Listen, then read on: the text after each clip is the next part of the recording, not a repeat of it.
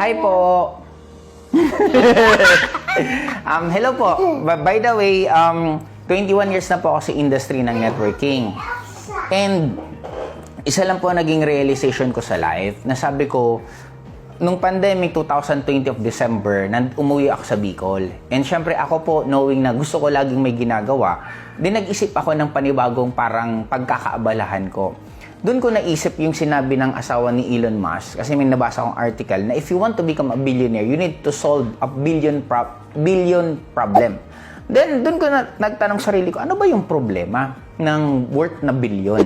Okay? Ngayon, doon ko na-realize na sabi ko, ang mayaman, bakit lalong yumayaman? For the simple reason na sila nagtutulungan, tapos sila nagbubuhatan paangat. And yung mga ordinaryong tao, the sad part is, tayo-tayong naghihilahan pababa.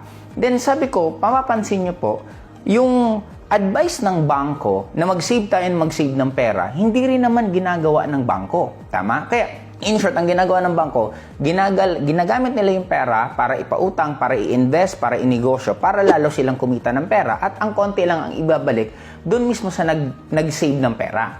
Then, sabi ko, may isang problema ang OFW. Na ang problema ng OFW, they have the money. Malaki po ang mga kinikita kahit paano ng OFW kung ikukumpara mo sa sweldo sa Pilipinas. Pero end of the day, napakaraming OFW na wala din ipon. Bakit? Kasi pag naging OFW ka, simple. Gastos dito, gastos doon, tulong dito, tulong doon. Pag uwi mo mismo sa Pilipinas, para kang politiko, libre dito, libre doon. In short, hanggang wala pa rin naiipon na pera. Now, sabi ko, since ako, 21 years na po ako sa industry ng network at maliban po sa ang parents ko pareho negosyante, natuto po talaga ako paano mag-manage ng pera. Sabi ko, una, nakikita kong problema. Walang naiipon na pera ang majority ng OFW. What if makakatulong ako? Doon ko na-realize na sabi ko, pwede. Yung OFW, yung kinikita nila, wag niyo mo po munang gagastusin kung saan-saan. Ipasok niyo po muna dito sa Technocrat community. Pag mag-member ka sa amin, tuturuan ka namin kung paano lalong palaguin ang pera mo. Pag lumago na pera mo, dun ka na po pwedeng tumulong, dun ka na pwedeng gumastos. And actually, narinig ko po to sa isang mayaman na tao na sabi niya, ang pambili daw niya ng luho galing sa tinatawag ng residual income. Pag sinabing residual income, yung kita mo sa sweldo mo, ang tawag yan is active income. Ibig sabihin, wala ka pa dito na hindi mo pa ito dapat gastusin. Dapat to i-invest mo pa kasi ikaw pa nag-e-effort. Ang maganda daw pong kapag kagastosan ng pera, yung tinatawag na residual, yung wala ka ng effort. Then yun ang ibibuild po namin sa inyo. Tutulungan namin kayo paano magkaroon ng residual in short. Yung sweldo nyo, ipapasok nyo dito sa community natin. Tutulungan po namin kayo paano kumita. Then, pag kumikita ka na, bahala ka na kung ano ang gagawin mo. Yun ang first. Second na nakita kong problema, bilang isang OFW, syempre kung magne-network po kayo ng ginagawa po namin dito, medyo malabo-labo nyo po yan magagawa. Bakit?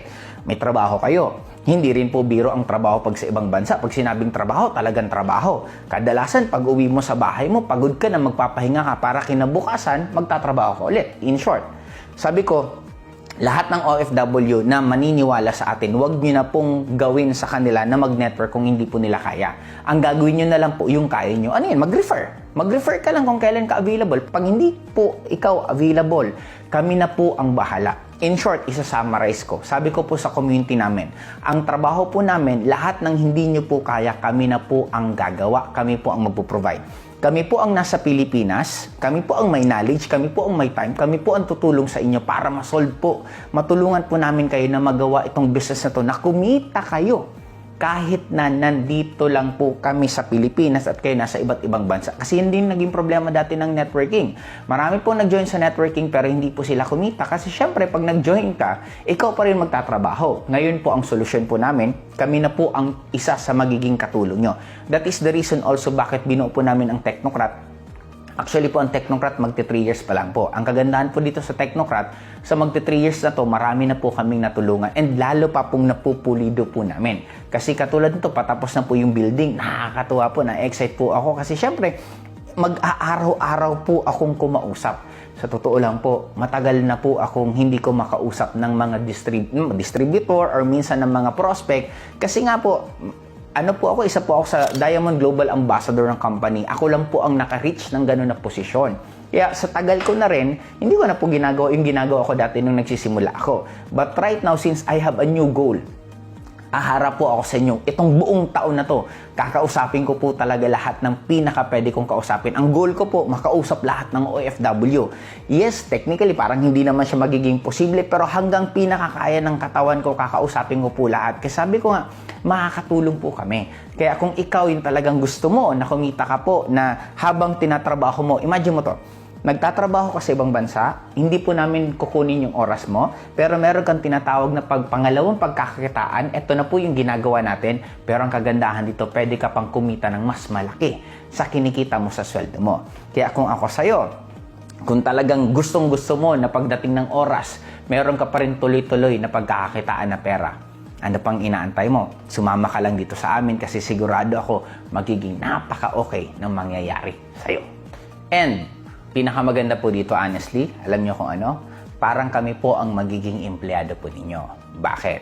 Kasi ang trabaho po namin dito, yung mga hover na pwede nyo pong i-refer dito, or kung magbo-boosting po kayo na pwede ka magbigay ng budget, tapos si Facebook na po ang maghahanap ng mga tao, ang susunod na trabaho po namin, pag nandito na po yan, kami na po ang magde-develop dyan.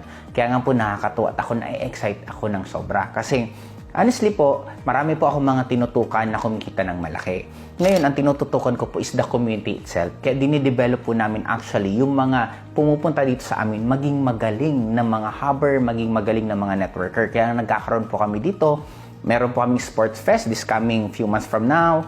Nagkakaroon po kami ng gala. And isa natutuwa ako kasi yung building na pinapatayo ko patapos na po. Nakakatuwa kasi within this year po talaga araw-araw po ako magtatrabaho doon. Kaya sabi ko nga, kung ikaw maniniwala at i-workout mo yan, try to imagine few years from now, anong mangyayari sa network mo kung kami po mismo ang nag-aalaga. Kung tatanungin niyo ako bakit ko to ginagawa, for the simple reason na I really love what I do. Mahal na mahal ko po ang networking kasi ang dami ko pong natutulungan na tao. Kaya ngayon, uulitin ko lang ulit yung ginawa ko. Kaya lang pagkakaiba ngayon, parang kami na po mismo ang mga downlines nyo kasi kayo pong OFW, ituloy nyo po trabaho nyo, ituloy nyo po kung anong ginagawa nyo. Pag maisipan nyo lang mamiss nyo kami, pwede nyo po siyang gawin. Parang imagine niyo na lang na para po kayong nai-entertain.